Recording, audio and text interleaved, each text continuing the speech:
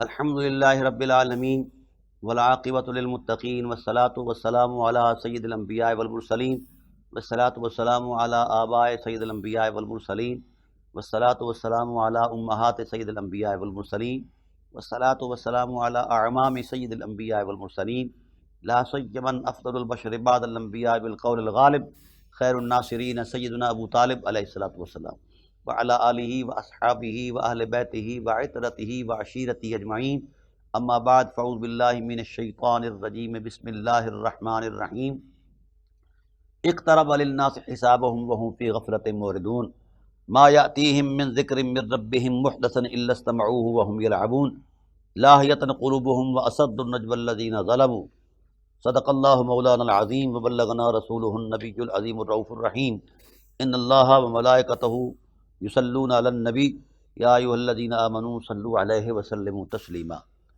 اللہم صل علی سیدنا مولانا محمد وعلی آل سیدنا مولانا محمد کما صلیت علی ابراہیم وعلی آل ابراہیم انک حمید مجید الصلاۃ والسلام علیک یا سیدی یا رسول اللہ وعلی آلک واصحابک یا سیدی یا حبیب اللہ۔ حمد و صلاۃ کے بعد انتہائی واجب القدر حاضرین و ناظرین بحمد اللہ تعالی ہماری سلسلہ وار گفتگو عرفان قرآن کے حوالے سے جاری اور ساری ہے۔ آج بحمد اللہ تعالی ہم مغفرت کے 7ویں درجے میں پہنچ چکے ہیں اور 17واں روزہ ہے، اور آج ہم 17ویں پارے کی تفسیر بیان کریں گے۔ اللہ تعالیٰ کے حضور رحمت میں دعا ہے کہ اللہ تعالیٰ ہمیں توفیق بخشے کہ ہم حق بیان کر پائیں اور حق پر عمل کی بھی توفیق عطا فرمائے۔ سورہ انبیاء جو ہے اس کا آغاز ہوتا ہے یہاں سے، اور اللہ تعالیٰ نے انبیاء علیہ السلام کے احوال اور ان کی مقدس زندگیاں اور ان پر مرتب ہونے والے نتائج اور اللہ تعالیٰ کا ان پر جو فضل و احسان ہے اس کو بیان فرمایا ہے۔ اور اس سے پہلے سورہ مریم اور سورہ طٰہٰ جو ہے اس کے اندر اللہ وحدہ لا شریک نے اپنی قدرت، اپنی عظمت اور اپنے دین کی حرمتوں کا تقدس بیان فرمایا ہے۔ میں تھوڑا سا پس منظر میں جاؤں گا کیونکہ پچھلی نشست میں یہ چیزیں رہ گئی تھیں، انتہائی اختصار کے ساتھ میں وہ بیان کروں گا، پھر انشاءاللہ سورہ انبیاء کے سارے احوال جو ہیں وہ انشاءاللہ بیان کریں گے اور اس کے بعد پھر اس پارے کی تکمیل کریں گے۔ اللہ وحدہ لا شریک نے فرمایا کاف بسم اللہ الرحمن الرحیم کاف ہا یا عین صاد، یہ حضور نبی کریم صلی اللہ علیہ وآلہ وسلم کے محاسن عظمت کی تعبیرات ہیں۔ ذکر رحمت ربک عبدہ زکریا، میرے حبیب اپنے رب کی رحمت کا ذکر آغاز کرو، کس شان سے وہ رحمت فرماتا ہے۔ ایک واقعہ کو اللہ نے بیان فرمایا کہ اللہ کی رحمت کی وہ شان بیان کرو جو اس نے اپنے خاص محبوب بندے حضرت زکریا علیہ السلام پر فرمائی۔ اذ نادى ربہ نداء خفیا، حضرت زکریا علیہ السلام عالم پیری میں، بڑھاپے میں کہہ رہے ہیں کہ پروردگار عالم، اور بڑے خفیہ انداز میں، آہستہ انداز میں، دل بھر آیا کہ میرا کوئی وارث ہو، تو کیونکہ پیغمبری کا جو معاملہ ہے، تقدس ہے، اس کی شرافت جو ہے یہ ضروری ہے ہدایت کے لیے۔ اذ نادى ربہ نداء خفیا، جب چپکے چپکے سے میرا بندہ میرے ساتھ راز و نیاز کر رہا تھا تو دعا کر رہا تھا، ندا کر رہا تھا، اے اللہ میری ہڈیاں جو ہیں وہ کھنک رہی ہیں، اور سر جو ہے واشتعل الرأس، یہ بھی کھنک رہا ہے اور بڑھاپا آ گیا ہے۔ اے اللہ مجھے یقین ہے ولم اک بدعائک رب شقیہ، میں اپنے رب کی بارگاہ میں جو مانگ رہا ہوں میرا یقین ہے میرا رب مجھے نا امید نہیں چھوڑے گا۔ اے اللہ مجھے اپنے معاملات میں میرے پیچھے جو اثاثہ نبوت ہے اس کے لیے میری یہ دعا ہے، اور مجھے خوف ہے کہ کہیں میرا یہ ورثہ نبوت جو ہے، تعلیمات نبوت، یہ ضائع نہ ہو جائیں، اس لیے مہربانی فرما اللہ کو وارث پیدا کر دے میرا۔ اور وکانت امراتی آخر، میری بیوی مانج بھی ہو چکی ہے، بڑھاپے کی اس حالت میں ہے۔ اے اللہ یارثنی و یارث من آل یعقوب، مجھے اپنا وارث اور آل یعقوب کا وارث دے تاکہ تیرا پیغام رحمت اور پیغام نور جو ہے یہ مسلسل جاری رہے ہمارے بعد۔ اللہ اکبر، تو ہم نے ندا دی، اللہ اکبر۔ اللہ اکبر۔ یہ ہوا، یہ سورہ آل عمران کے اندر بھی اس کا ذکر آیا ہے کہ جب حضرت مریم علیہ السلام خلوت میں اللہ کی عبادت میں مصروف تھیں تو ان کے پاس پھل آیا کرتے، ان پھلوں کا موسم نہیں تھا، بے موسم پھل آتے، تو وہاں کھڑے کھڑے ان کا دل بھر آیا کہ پروردگار عالم بے موسم پھل عطا کر سکتا ہے تو کیا مجھے بڑھاپے کے عالم میں مجھے صاحب اولاد نہیں کر سکتا؟ تو چونکہ بندہ بہت بڑا سچا تھا، اللہ کا پاک پیغمبر تھا، اس کو اللہ کی ذات پر، رحمت پر اور اس کی قدرت پر کامل یقین تھا، اس لیے اس نے کمال یقین سے وہاں کھڑے ہو کر اللہ کی بندی کی کہ حرم میں کھڑے ہو کر دعا کی تو وحدہ لا شریک کی رحمت چوم اٹھی۔ اس کے سامنے قیدے شیدے کچھ نہیں ہیں، حالات معاملات کچھ نہیں ہیں، وہ لا شریک ہے۔ جب وہ اذا اراد شیئا ان یقول له کن فیکون کی طاقت رکھتا ہے کہ ادھر اس کے من میں ارادہ آتا ہے ادھر وہ کائنات بنا دیتا ہے، تو یہ تو چھوٹا موٹا معاملہ تھا۔ اللہ اکبر۔ یا زکریا انا نبشرک بغلام اسمہ یحییٰ، اے زکریا ہم آپ کو بشارت دیتے ہیں اور ہم نے آپ کے بیٹے کا نام بھی رکھ دیا یحییٰ، لم نجعل له من قبل سمیا، اس نام کا بندہ پوری انسانیت میں، پوری تاریخ میں پیچھے پیدا نہیں ہوا، کسی کا نام نہیں ہے۔ قال رب انا یکون لی غلام، بندہ ہے نا، دعا اس یقین سے کی کہ میرا رب جو ہے وہ مجھے نا امید نہیں کرے گا، اور پیغمبرانہ یقین سے کی، لیکن پھر بھی وہ ظاہری معاملات دیکھ کر ایک جملہ بول دیا کہ پروردگار عالم انا یکون لی غلام وکانت امراتی، آخر جب بشارت آئی تو اس پر پھر کہا، حالانکہ ایسا نہیں کہ ان کو یقین نہیں تھا اللہ کی قدرت پر، لیکن وہ اپنے ظاہری صورت کو دیکھ کر، حالات کو دیکھ کر وہ کہہ رہے ہیں کہ اللہ یہ غلام بچہ جو ہے یہ کیسا پیدا ہو سکتا ہے، میں بوڑھا ہوں اور میری بیوی جو ماج ہے، اولاد جننے کے ظاہری اعتبارات میسر نہیں، موجود نہیں۔ ہاں، تو اللہ نے جواب دیا، میرے بندے، میرے پیارے بندے، میرے پیارے محبوب زکریا، میرے نبی، کذالک قال ربک علی ہینا، یہ تو تیرے رب پر بڑے آسان باتیں ہیں، وقد خلقتک من قبل شیئا، ان کو ان کی ذات کا حوالہ دے دیا کہ آپ بھی تو اپنی ولادت سے پہلے، اپنی پیدائش سے پہلے کچھ نہیں تھے، تو اگر ہم عدم سے آپ کو لا کر وجود دے سکتے ہیں تو یہ بھی کام کوئی ایسا بڑا کام نہیں ہمارے ہاں۔ تو پھر انہوں نے کہا رب اجعل لی آیا، اللہ کوئی پھر نشانی ہی دکھا دے۔ دراصل یہ بات ایسا نہیں ہے کہ اللہ کے پیغمبر کو اس کی اللہ کی قدرت پر اعتبار نہیں تھا، اعتبار ایسا نہیں ہے۔ دراصل یہ کہانی جو اللہ نے بیان فرمائی ہے، یہ بندے اور اللہ کے درمیان محبت کی وہ رونق بیان فرمائی ہے کہ ہم جب پیار کرتے ہیں اپنے محبوبوں سے تو اس انداز میں پیار کرتے ہیں، میرے بندے مجھ سے ناز بھی کرتے ہیں اور نیاز بھی کرتے ہیں، لہذا میں اپنے ان بندوں کا ناز بھی اٹھاتا ہوں اور نیاز تو پھر ان کا ہے ہی ہے، ان کا تو وہ حق ہے۔ تو اللہ تعالیٰ کی ذات والا صفات اس محبت کی کہانی کو محبت کے انداز میں اور محبت کی روشنی میں، محبت کے تقدس میں بیان کرنا چاہتا ہے کہ ہم اپنے بندوں سے کیسا پیار کرتے ہیں۔ کہا جی پھر نشانیاں، کہا ہاں نشانیاں دیتے ہیں۔ قال آیتک اللہ تکلم الناس ثلاث لیال سویا، 3 رات تک آپ کلام نہیں کر سکیں گے کسی سے۔ اللہ اکبر۔ فخرج علی قوم من المحراب، محراب سے جب نکلے تو اپنی قوم کو اشارے سے باتیں کہیں، کچھ سمجھایا۔ فاوحی الیہم ان سبحوہ بکرۃ وعشیا، اور کہا کہ بھئی صبح و شام اللہ کی تسبیح کرو، فی الحال یہی کام کرو۔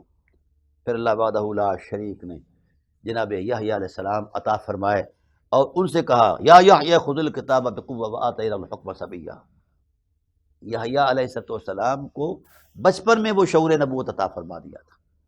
یہ ہے اللہ تعالیٰ کی عنایات کا معاملہ۔ ہم چونکہ اس پر یقین تھوڑا کرتے ہیں، اس لیے ہمیں کبھی کبھی مایوسی اور پریشانی کا معاملہ بنتا ہے، یہ ہمارے اپنے رویے غلط ہیں۔ ادھر سے تو پھر اس کا خزانہ، کب اس کا خزانہ کس انداز میں کب بند ہوا ہے یہ کوئی ثابت نہیں کر سکتا، اس کا دریائے رحمت فضل و احسان جاری اور ساری ہے، وہ یہ نہیں تکتا کہ کون اور کیسا ہے، جب عنایت پر اس امادہ رحمت ہو جاتا ہے تو پھر اس کی اپنی شان ہے، وہ اپنے اعتبار سے فرماتا ہے کرم۔ وَحَنَانًا مِن لَّدُنَّا وَزَكَاةً وَكَانَ تَقِيًّا، ان کی اوصاف، خلقی اوصاف بھی قرآن پاک نے بیان فرما دی ہیں۔ یہ ہے دعا کے اندر جو عظمت ہے، وَبَرًّا بِوَالِدَيْهِ وَلَمْ يَكُن جَبَّارًا عَصِيًّا۔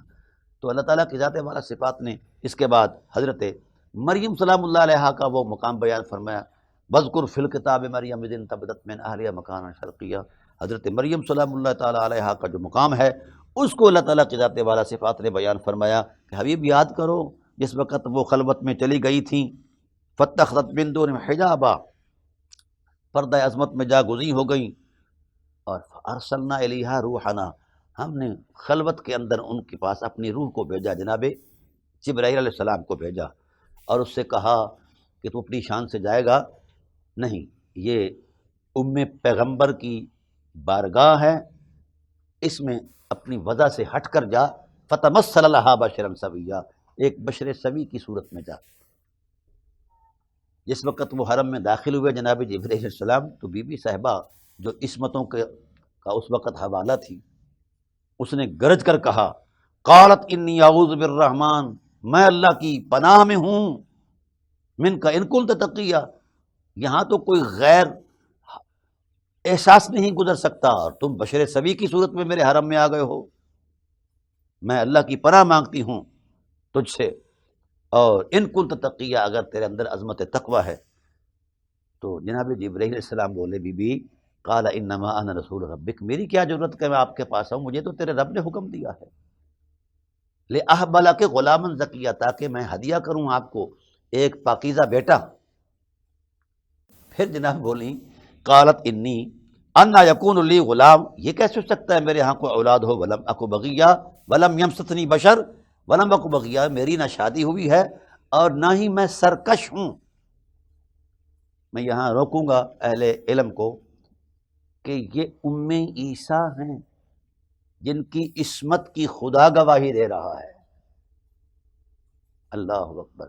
تو میرے کریم آقا کی ماں کی عصمت، سبحان اللہ۔ یہ جو آج کل واویلا ہے نا، عصمت کے اوپر بہت بڑا کھیل تماشا ہو رہا ہے کہ جناب والا غیر انبیاء کی عصمت کا عقیدہ رکھنا غلط ہے، فلاں ہے فلاں ہے، یہ محض خیال آرائی ہے، اس کے پیچھے دلیل کوئی نہیں ہے، کسی کے پاس دلیل کوئی نہیں ہے۔ جس عصمت کا مولوی واویلا کر رہا ہے وہ تو حرم نبوت کا طواف کرتی ہے، تو کیا میرے رسول پاک صلی اللہ علیہ وسلم نے حضرت مریم، حضرت سیدہ کائنات فاطمۃ الزہرا سلام اللہ علیہا کو ایک مرتبہ میں بیان نہیں فرمایا؟ وہ اپنے وقت کی مریم تھیں، یہ اپنے وقت کی مریم ہیں۔ تو عصمت جو ہے ان کا ادنا سا خلق ہے، یہ مذہبی واویلا محض ڈرامہ ہے، اس کی کوئی حقیقت نہیں ہے کہ ہم فلاں ہیں، ہم جی اہل سنت ہیں، ہم اہل تشیع ہیں۔ کون ہو بھائی تم پر وحی آئی ہے؟ یہ سب تمہاری ذہنی تراش خراش ہے، اس کی کوئی حقیقت نہیں ہے، کوئی حقیقت نہیں۔ عصمت ان نفوس قدسیہ کا ادنا ادنا ادنا سا خلق ہے، تم کون ہوتے ہو ان کی عصمت کو چیلنج کرنے والے؟ تمہاری حیثیت ہی کیا ہے؟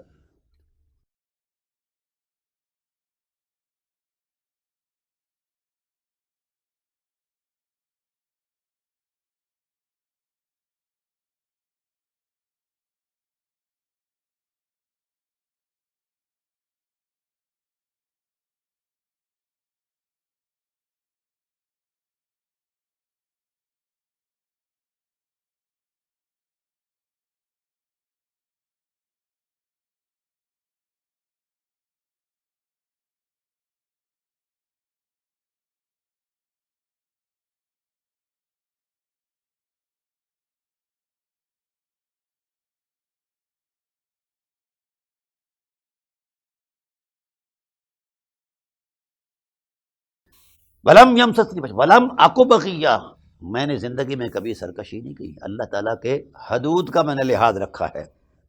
قال کذلک قال ربک وعلی حی، یہ مثالیں کیوں بیان کر رہا ہے اللہ تعالیٰ؟ یہ قصہ اور داستان سرائی نہیں ہے، یہ آنے والے حالات کی عظمت میں ایک گواہی مہیا کر رہا ہے اللہ تعالیٰ کہ جب ام عیسیٰ کی یہ شان ہے تو ام محمد کی شان کیا ہوگی۔ اس لیے فقیر نے انہی حرمتوں کو سامنے رکھ کر عصمت والدین مصطفیٰ اور قرآن عظیم کے ٹائٹل پر 2700 صفحات کی کتاب لکھی ہے، 3 جلدوں پر، اور پھر عصمت زہرا صلوات اللہ تعالیٰ علیہا پر بھی میں نے کتاب لکھی ہے بحمد اللہ تعالیٰ۔ تو ان چیزوں میں امت کو نہ الجھایا جائے۔ ہمارے اہل سنت یہ کہتے ہیں، ہمارے اہل تشیع یہ کہتے ہیں، بھائی تم کون ہو؟ کسی اہل سنت پر کوئی وحی نہیں آئی، نہ کسی اہل تشیع پر آئی ہے، وہی رسول اللہ کی ذات پر آئی ہے، اور اس کی حرمت کا ادراک وہی بیان کرتے ہیں۔ تو یہ چیزیں جو ہے نا، یہ فضول باتیں بحثیں ہیں جو مولوی صاحبان نے الجھا رکھا ہے۔ عصمت ان نفوس قدسیہ کے لیے وجہ عصمت نہیں، بلکہ ان کے حرمت میں آپ رویے عصمت کا حوالہ ہیں اور تصدیق ہیں، عملی تصدیق ہیں۔ بہت چھوٹی چیز ہے عصمت ان سے، اور جو انبیاء علیہ الصلوۃ والسلام کی عصمت ہے ان کا ایک اپنا مقام ہے۔ یہ کیسے کہا جا سکتا ہے کہ جناب والا عصمت کا ادھر اگر قول کریں گے تو یہ ہو جائے گا وہ ہو جائے گا؟ یہ سب ڈرامہ بازی ہے، اس کی کوئی حیثیت نہیں ہے۔ عصمت حرم زہرا کا طواف کرتی ہے، اس پر میری کتاب آ رہی ہے انشاءاللہ العزیز۔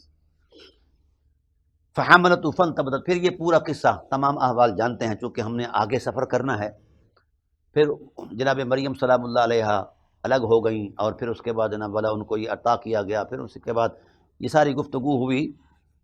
تو جس وقت جناب عیسیٰ علیہ السلام پیدا ہو گئے تو بی بی صاحبہ کے ذہن میں آیا کہ ہماری سوسائٹی ہمیشہ یہ بات حرمتوں کو پامال جو ہے یہ سوسائٹی اپنی جہالت میں کرتی ہے، کبھی کاش اس سوسائٹی کو، انسانی سوسائٹی کو یہ شعور آ جائے کہ اس بندے کا اپنا کردار اور پس منظر کیا ہے، تو پھر یہ باتیں نہ کریں۔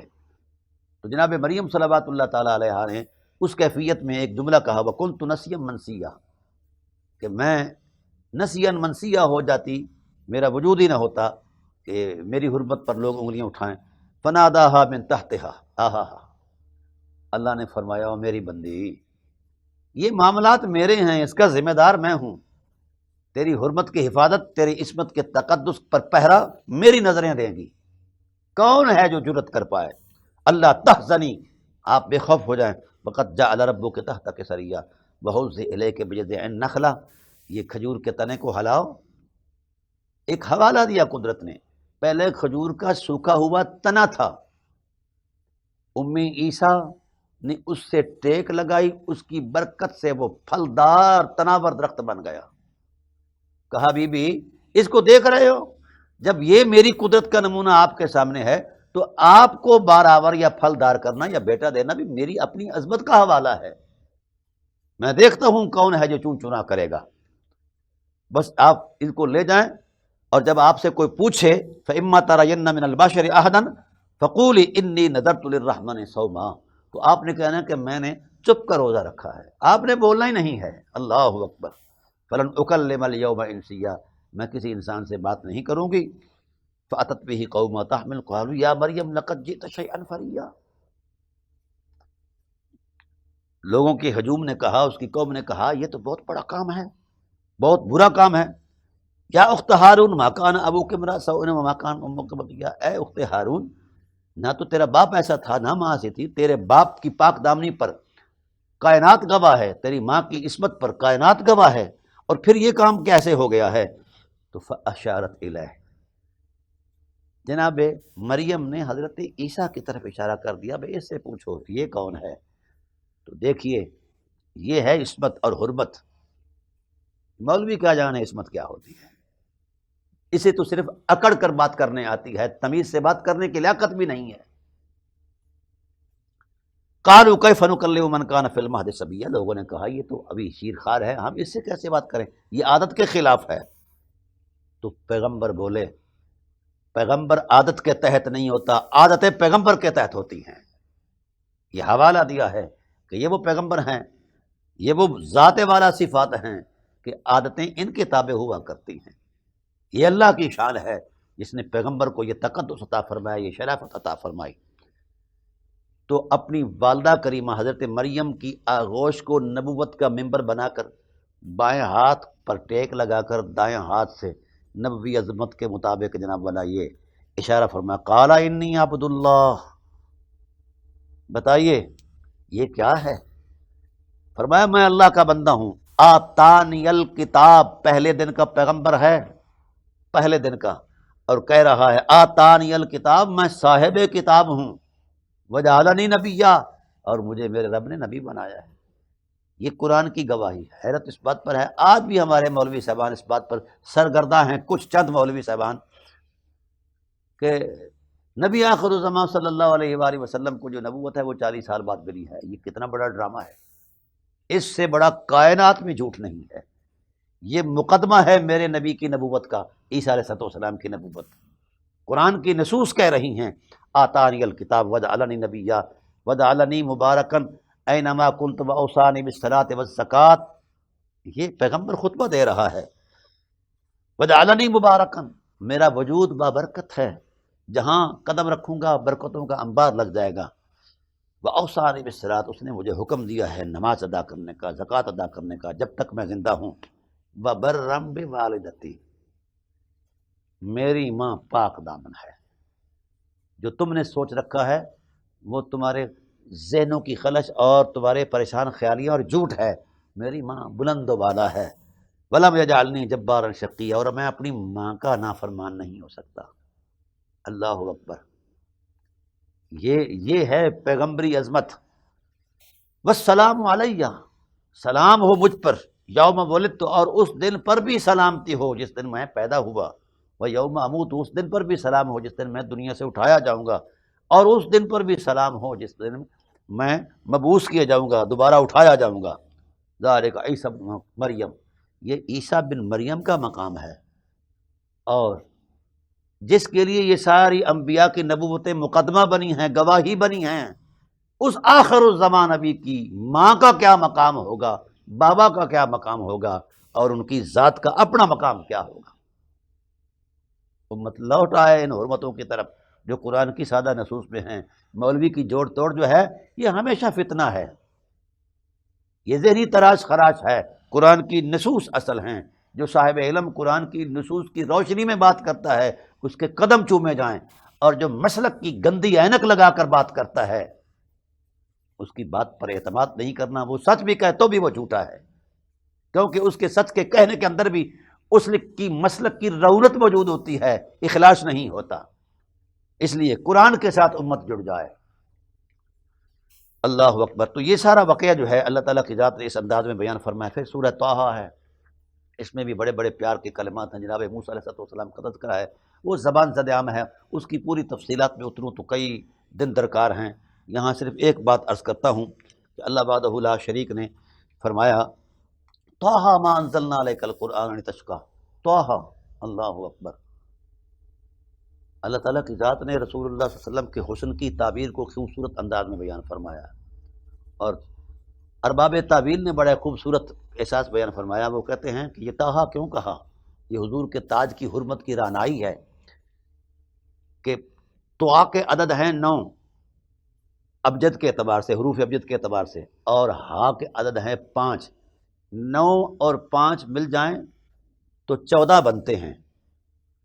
تو اللہ تعالیٰ کی ذات نے اس استعارے کو سامنے رکھا کہ جب بھی کوئی اپنے محبوب کے حسن کی رعنائی کی بات کرتا ہے تو اسے چاند کی لطافت سے تشبیہ دیتا ہے. ہر صاحب ذوق کا اپنا فرط ذوق ہے. وہ کسی خوشنما چہرے کو چاند جیسا کہہ رہا ہے تو میرا بھی تو کوئی محبوب ہے نا، تو میں کیوں نہ کہوں اے 14ویں رات کے چاند کو روشنیاں عطا کرنے والے محبوب. سبحان اللہ، کیا خوبصورت تعبیر ہے. ما انزلنا علیک القرآن لتشقیٰ، ہم نے قرآن اس لیے تو نہیں اتارا کہ آپ مشقت میں پڑ جاؤ. اللہ اکبر، اللہ اکبر. یہ کیا شان ہے.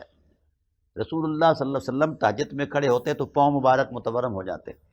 یا رسول دو عالم صلی اللہ علیہ وسلم تبلیغ کے اندر اپنی مسائی جمیلہ کا اظہار کرتے اور کفار مکہ جو ہے وہ رد عمل غلط دیتے تو حضور صلی اللہ علیہ وسلم کا وجود اقدس جو ہے وہ پریشان ہو جاتا. آپ کے دل میں جو ہے نا وہ بڑی پریشانی اور گھٹن سی محسوس ہوتی کہ یار میں ان کو لا الہ الا اللہ کا نور دے رہا ہوں اور یہ جاہل لوگ جو ہیں اس کو نہیں مان رہے.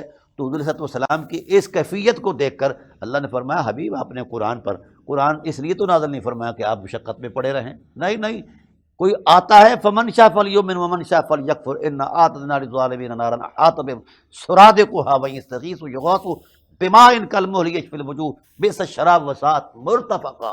میرے حبیب آپ پر قرآن اس لیے تو نہیں نہ رہا. اگر کوئی آتا ہے قرآن اس لیے تو نہیں اتارا کہ آپ مشقت میں پڑ جائیں. کوئی اگر آپ کے دامن میں آتا ہے تو حسب ذوق اور شوق سے آئے. آپ مجبور نہیں ہیں ان کو یہاں لانے کے. جو آئے گا ہم اسے نعمتوں سے مالا مال کر دیں گے، رحمتوں سے مالا مال کر دیں گے. اور جو کوئی کترائے گا آپ کی ذات سے تو انا اعتدنا للظالمین نارا، ہم نے ان کو آگ میں ڈالنا ہے. کیا خوبصورت جملہ ہے، اللہ تیری شان پر قربان۔ رحمت کن کے لیے؟ جو دامن محمد سے وابستہ ہو گئے، اور آگ کن کے لیے؟ جو رسول اللہ کی عظمت سے نفرت کرتے رہے۔ یہ بڑا خوبصورت اور بڑا آسان اور بڑا مختصر فیصلہ ہے۔ نور اور نار دو چیزیں ہیں۔ نور میں جو اترے گا اس کے لیے ضروری ہے کہ دامن محمد سے وابستہ ہو جائے، اور جو نار میں اترنا چاہتا ہے، آگ میں جلنا چاہتا ہے، تو وہ حضور کی ذات سے ہٹ جائے۔ ایک معیار ہے حضور کی ذات، الا تذکرۃ لمن یخشی۔ یہ تو بات ہم نے یہ ایک نصیحت بنائی ہے ڈرنے والوں کے لیے، تنزیلا ممن خلق الارض والسماوات العلی۔ میرے حبیب، یہ اس ذات کی طرف سے نازل کردہ ہے جس نے زمین و آسمانوں کو پیدا فرمایا ہے۔ یہ آئیں تو ان کے بخت کو حرمتیں سلام کریں گی، اگر نفرت کرتے ہیں تو دفع ہو جائیں۔ نہ آپ کو ان کی ضرورت ہے، نہ خدا کو ان کی ضرورت ہے۔ ہم ان سے نپٹیں گے اپنی شان کے ساتھ۔ ان کو فل یستغیثوا یغاثوا، آگ میں جلتے ہوئے استغاثہ کریں گے کہ جناب والا ہمیں پانی دیا جائے۔ بما کالمہل یشوی الوجوہ، ہم آگ سے ان کے چہروں کو جھلسا دیں گے، شیا کر دیں گے، مسخ کر دیں گے، کیونکہ انہوں نے آپ کی حرمت کا احترام نہیں کیا۔ تو لہذا میرے حبیب، یہ ان کو پانی کی بجائے جہنمیوں کی پیپ پلائی جائے گی، جس سے ان کے کلیجے جل جائیں گے اور اندر سڑ جائے گا۔ بار بار پھر ان کو زندگی دیں گے، پھر ایسا کریں گے، پھر ایسا کریں گے۔ انہوں نے اتنی بڑی حرمت کو جھٹلایا ہے، جس حرمت پر، جو حرمت اپنے حسن کی رعنائی میں خدا کا قبلہ محبت ہے۔ تو میرے محبوب فإنک بأعیننا لمحہ بلمحہ آپ میری نظروں کے سامنے ہیں، میری آنکھوں میں سمائے ہوئے ہو۔ محبوب، جو آپ کو قبول نہیں کرتا اسے کوئی حرمت قبول نہیں کرے گی۔ دفع کر دو، آپ مشقت میں نہ پڑیں۔ آپ کی ذمہ داری تھی لا الہ الا اللہ کا پیغام دینا، اگلا معاملہ ہمارا ہے۔ تو یہ ساری صورتیں دوستان محترم اسی حوالے سے ہیں۔ جناب موسیٰ علیہ السلام اور فرعون کا آگے قصہ آیا، پھر اللہ تعالیٰ کی ذات نے بڑا خوبصورت بیان فرمایا اقترب للناس، لمحہ بلمحہ اللہ تعالیٰ کی ذات نے معاملات کو کھولا ہے، حق کو بیان کیا۔ اقترب للناس حسابهم، قریب آ گیا ہے لوگوں کا حساب، وہم فی غفلت موردون، وہ ابھی غفلت کے اندر ہیں اور حق سے منہ موڑے ہوئے ہیں۔ ما یأتیہم من ذکر من رب محدث الا استمعوه وهم یلعبون، جب بھی ان کے پاس ان کے رویوں کو بیان فرمایا، حق کی بات کوئی کرتا ہے تو اس کا وہ مذاق اڑاتے ہیں، لہو و لعب میں پڑ جاتے ہیں۔ لاہیۃ قلوبہم، ان کے دل جو ہیں یہ کھیل کود میں پڑے ہوئے ہیں میرے حبیب۔ ان کی غفلت ان کو تباہ کر کے رکھ دے گی۔ وَأَسَرُّ النَّجْوَى الَّذِينَ ظَلَمُوا هَلْ هَذَا إِلَّا بَشَرٌ مِثْلُكُمْ، یہ کفر کی نفسیات بیان کی۔ ہر دور کے کافر نے نبی کو بشر کہا ہے، ہر دور کے کافر نے۔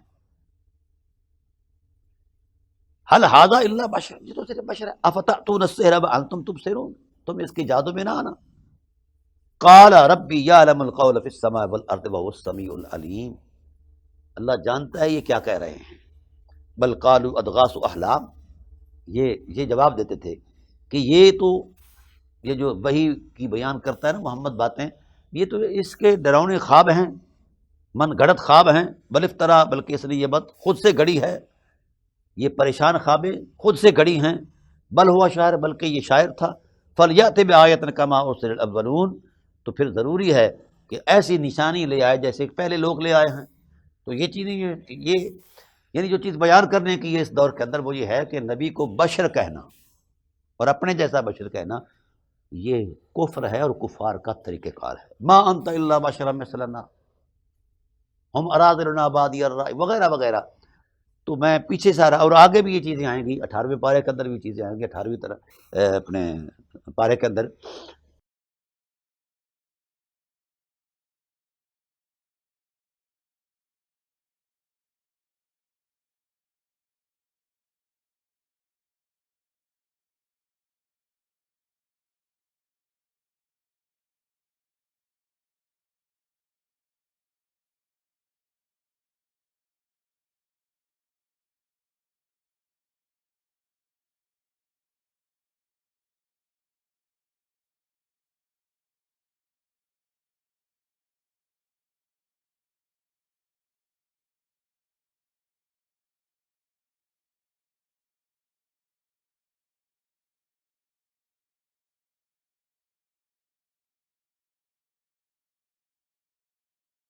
تو گزارش یہ کر رہا ہوں کہ آج بھی کچھ مولوی جو ہے رسول اللہ صلی اللہ علیہ وسلم کو اپنے جیسے بشر کا کہنے کا شوق پورا کرتے ہیں، یہ کفر کا ارتکاب کر رہے ہیں، نبی کی بشریت کا انکار نہیں، کیونکہ قرآن کہتا ہے جب کفار نے کہا کہ ہم پر ملائکہ کیوں نہیں آتے، ملائکہ رسول کیوں نہیں بنا کر بھیجے جاتے، تو اللہ تعالیٰ نے فرمایا اگر زمین پر ملائکہ بستے تو ہم ملائکہ کے لیے کوئی ملک کوئی فرشتہ ہی رسول بھیجتے، یہ تو بشر بستے ہیں، ان کے لیے نبی اپنے پیکر بشری کے ساتھ نورانی عظمتیں لے کر آتا ہے اور تمہیں راہ دکھاتا ہے، تو بشریت کا انکار نہیں ہے، لیکن اس بدنیتی کا انکار ہے جس تصور میں جس اہانت کے ساتھ وہ یہ کہہ رہے ہیں کہ وہ ہماری طرح ہیں، یعنی ان کا کوئی مقام اس انداز کا نہیں ہے۔ وہ اللہ کے بندو، کہاں محمد کی ذات، کہاں ملا کا تماشا، کہاں ذات محمد کے اعتبارات عظمت، اور کہاں اس کی روٹی کی جوڑ توڑ۔ یہ بات چھوٹا آدمی ہے، اسے کیا پتا شان مصطفیت کیا ہے، شان اجتبائیت کیا ہے، شان ارتضائیت کیا ہے۔ محمد کریم صلی اللہ علیہ وسلم نے تو جبل ابو قبیس کے چوٹی پر کھڑے ہو کر چاند کو توڑا تھا۔ مولوی تو اپنی بیوی کو نہیں سمجھا سکتا۔ مجھے یہ باتیں نہیں کرنی چاہیے، لیکن مجھے غصہ آتا ہے اس بات پر بھی، اس گئے گزرے دور کے اندر بھی ہم اسی بات پر اٹکے ہوئے کہ نبی ہمارے جیسے ہیں۔ ابھی کون سی ایسی چیز ہے؟ نبی کی ذات پر تو قرآن نازل ہوا ہے، تجھ پر کیا نازل ہوتا ہے؟ شیطان کے وسوسے۔ اس لیے میں امت سے گزارش کر رہا ہوں کہ ملا اعظم کے تراشے ہوئے تصور دین کا بلا تمثیل، بلا وجہ اور بلا سوچے سمجھے انکار کر دیا جائے۔ حق وہی ہے جو کتاب الہی میں لکھا ہے، جو نبی سید عالم صلی اللہ علیہ وآلہ سید المرسلین ہیں۔ کسی پیغمبر نے پیغمبر ہو کے کبھی نبی کو اپنے جیسا نہیں کہا، کسی فرشتے نے فرشتہ ہو کر حضور علیہ السلام کے کسی منظر نامے کو اپنے جیسا نہیں کہا۔ تو یہ پیغمبروں سے بھی بڑے ہیں مولوی، یا فرشتوں کی بصیرت سے بھی زیادہ ان کی بصیرت ہے؟ مولوی جھوٹ بولتا ہے، اللہ سچا ہے۔ یہ کفار کا طریقہ ہے۔ اللہ وحدہ لا شریک نے پیکر بشریت میں اللہ نے اپنے نور کے جلووں کو سمیٹا ہے اور انسانیت کی ہدایت کے لیے عطا کر دیا ہے۔ تو ہم چھوٹا لفظ کہنا، حرمت نبوت سے چھوٹا لفظ کہنا اور رونت سے کہنا، یہ کفر ہے۔ اللہ تعالیٰ اس کفر سے امت کو بچائے۔ تو یہ چیزیں اللہ تعالیٰ کی ذات والا صفات۔ وَكَمْ قَصَمْنَا مِنْ قَرْيَةٍ كَانَتْ ظَالِمَةً وَأَنشَأْنَا بَعْضَهَا قَوْمًا آخَرِينَ۔ بہت سارے حبیب ہم نے ایسی قومیں دیکھی ہیں، آئی ہیں، جنہوں نے انبیاء کی حرمتوں کے ساتھ یہی مذاق کیا ہے، تو ہم نے ان کو تباہ کر کے رکھ دیا۔ ہر نبی کے ساتھ یہ مذاق ہوا ہے، ما انت الا بشر مثلنا، تو ہماری جیسا تو ہے۔ تو اللہ نے ایسا غضب نازل فرمایا کہ ان کا ذرہ ذرہ کر دیا، ان قوموں کا تباہ کر کے رکھ دیا۔ پھر اللہ وحدہ لا شریک نے ارشاد فرمایا اولم ير الذين كفروا ان السماوات والارض كانتا رتقا، کیا یہ اللہ تعالیٰ کی اس عظمت کو نہیں یقین کرتے کہ زمین و آسمان ایک وجود میں تھے؟ قدرت نے اپنی حکمت کے ساتھ ان کو ادک کیا ہے۔ زمین کو حکم دیا کہ تیرا سینہ جو ہے یہ فیض بار ہو جائے اور لوگوں کی روزی کا اہتمام تیرے خزانے سے ہو، تیرے اندر خزانے رکھتی ہیں، اور آسمان سے کہا تیرا سینہ بھی فیض بار ہو جائے، زمین کو تر و تازہ رکھ بارش سے، تو لوگ جو ہیں، میری مخلوق جو ہے، یہ اچھے سے زندگی گزار پائے۔ وَجَعَلْنَا مِنَ الْمَاءِ كُلَّ شَيْءٍ حَيٍّ أَفَلَا يُؤْمِنُونَ، یعنی یہ روزانہ کا تجربہ یہ نہیں کرتے کہ قدرت کہاں کہاں اپنے کمال کی کاراگری دکھاتی ہے، کہاں کہاں اپنی شان دکھاتی ہے۔ وَجَعَلْنَا السَّمَاءَ سَقْفًا مَحْفُوظًا، ہم نے تمہارے لیے آسمان کو محفوظ چھت بنایا ہے اور اس کے درمیان کوئی پلر نہیں ہے۔ یہ ہے خدا کی قدرت۔ یہ پھر اگر پلر نہیں ہے تو اتنی بڑی چھت کھڑی کیسے ہے؟ ہم تو 4 مرلے کی چھت نہیں کھڑی کر سکتے، یہاں قدرت نے اتنا بڑا امپائر کھڑا کر دیا ہے۔ اس کی پیچھے طاقت کیا ہے؟ فرمایا من امرنا، یہ ہمارے امر کا پابند ہے۔ اور جس کے امر کی اتنی شان ہے کہ 7 آسمان اور اس کی خلائیں اور اس کے پیٹ میں جو مخلوقات ہیں، عظمتیں ہیں، خزانے ہیں، معاملات ہیں، تو جس نے صرف وہ ہر ایک حقیقت اس کے امر کے فرمان کے مطابق ہے، وہ کھڑی ہے۔ ہم اس سے ہی ہدایت لے لیں کہ آسمان جب سے وجود میں آیا اس نے اللہ کی نافرمانی نہیں کی۔ ہم اپنے رویوں کو دیکھیں، ہم آسمان کی چھت کے نیچے کتنی مرتبہ خدا کی نافرمانی کر چکے ہیں، اور نعوذ باللہ من ذالک، اللہ محفوظ فرمائے۔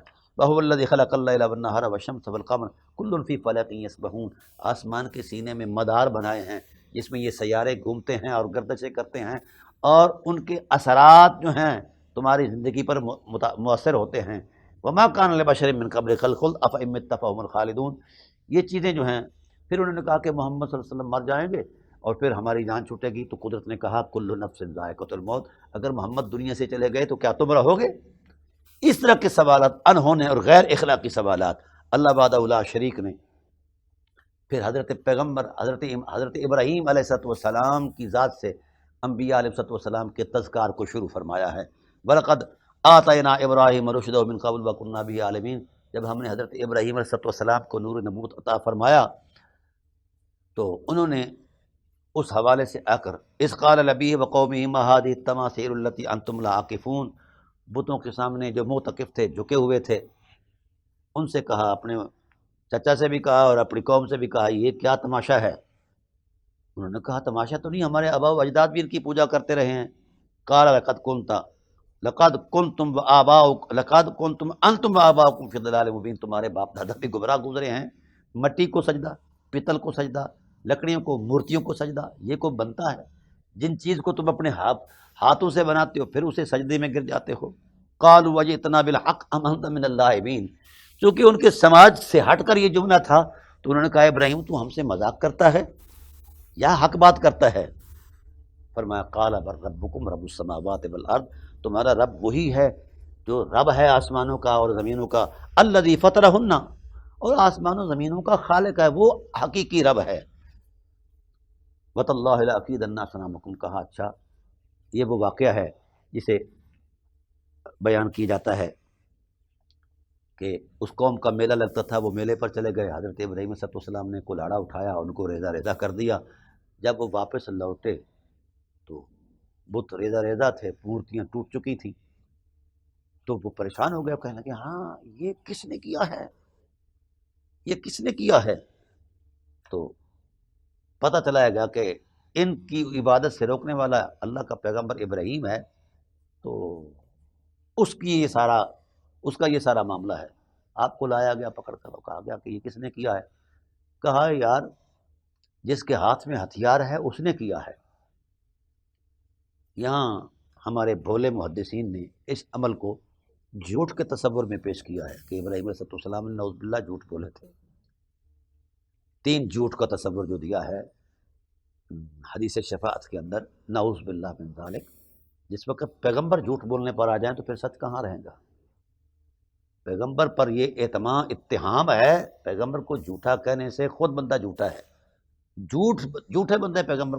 تو بھائی اس پر میں انشاءاللہ باضابطہ پروگرام کروں گا، لیکن سردست اتنی ہے کہ اللہ کے پاک پیغمبر جھوٹ سے پاک ہے۔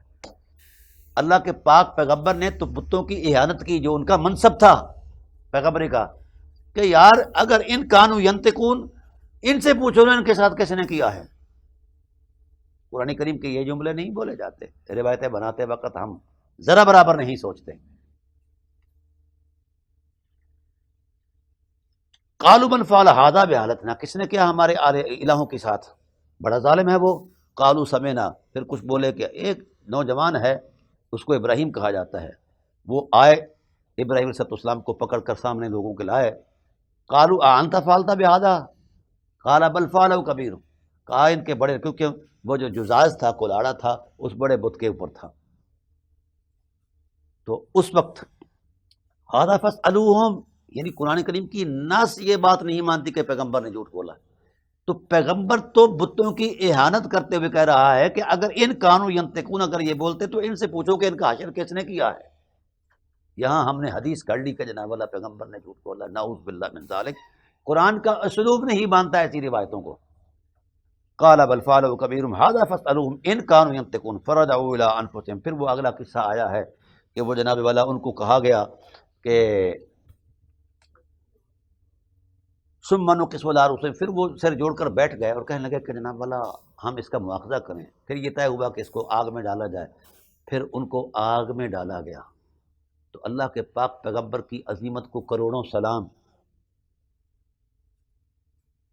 بچنا چاہیے تھا نا، لیکن عشق کی دنیا ہی عجب ہے، بے خطر کود پڑا آتش نمرود میں عشق، عقل محو تماشا ہے لب بام ابھی۔ یہ ہے سچا پیار خدا سے اللہ کے بندوں کا، پھر خدا بھی سچے پیار کو صرف کہانی نہیں رہنے دیتا بلکہ قرآن بنا دیتا ہے۔ اللہ تعالیٰ نے ارشاد فرمایا، جس وقت انہوں نے کہا نا کہ حضرت ابراہیم علیہ السلام نے کہا اف لکم ولما تعبدون، مجھے افسوس ہے، اف ہے تم پر اور ان کی عبادت پر، یہ خود مٹی ہیں اور تم ان کے سامنے جھکے ہوئے ہو، حضور اس بارگاہ میں جھکو جس کا شریک کوئی نہیں ہے۔ بہرحال انہوں نے جوڑ توڑ کر کے یہ طے کیا کہ اس کو جلایا جائے۔ حرقوہ وانصروا آلہتکم، اپنے خداؤں کی مدد کرو۔ یہ کیسے خدا ہیں جو خود مدد کے طالب ہیں؟ نعوذ باللہ من ذالک۔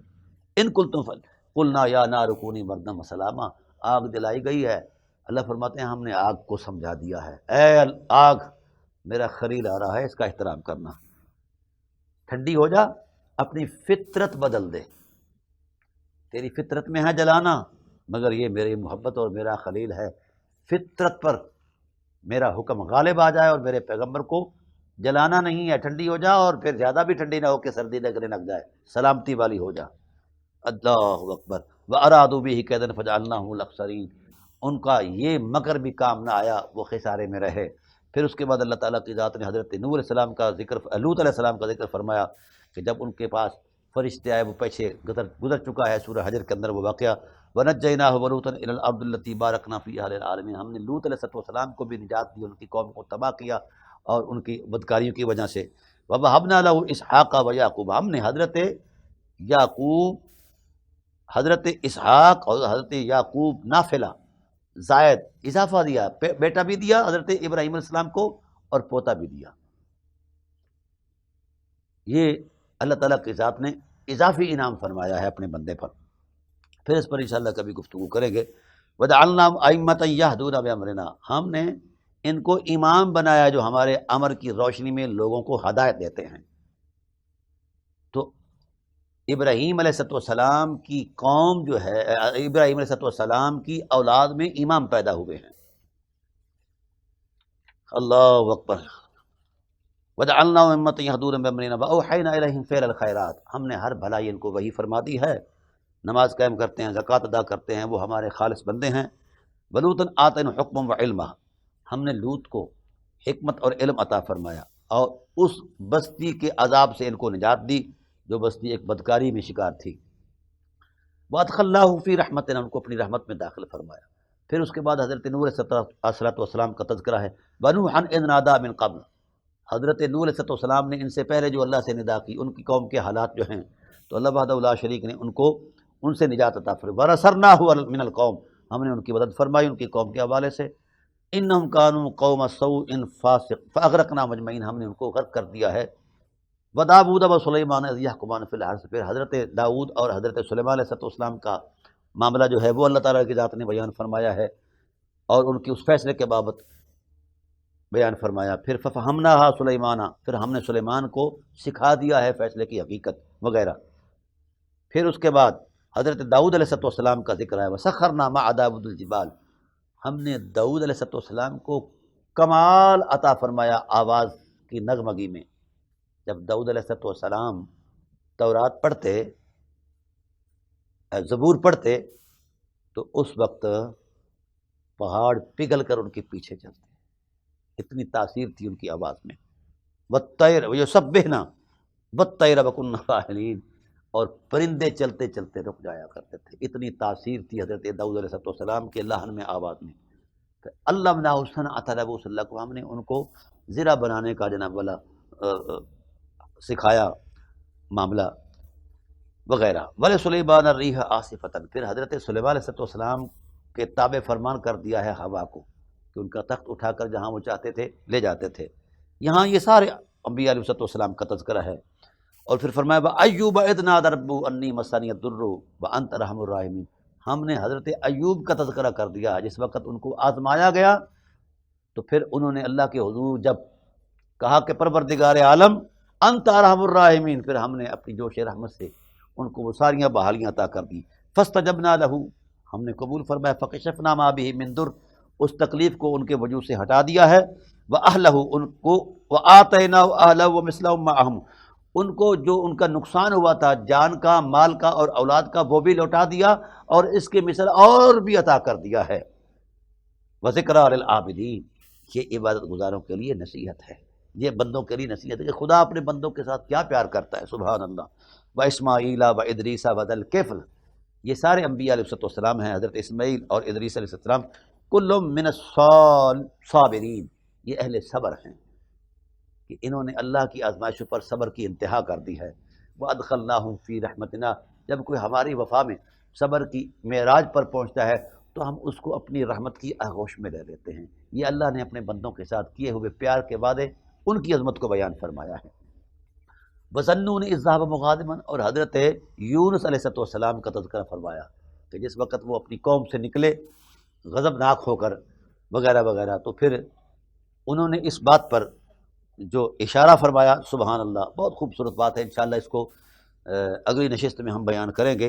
اللہ تعالیٰ کی بارگاہ رحمت میں دعا ہے کہ اللہ تعالیٰ ہمیں ان پاک باز بندوں کی سیرت پر غور کر کے اس پر عمل کی توفیق نصیب فرمائے، اور سید عالم صلی اللہ علیہ وآلہ وسلم کے اسوہ رحمت کا نور عطا فرمائے۔ وما علینا الا البلاغ المبین۔ انشاءاللہ بقیہ اگلی نشست میں ہم بیان کریں گے۔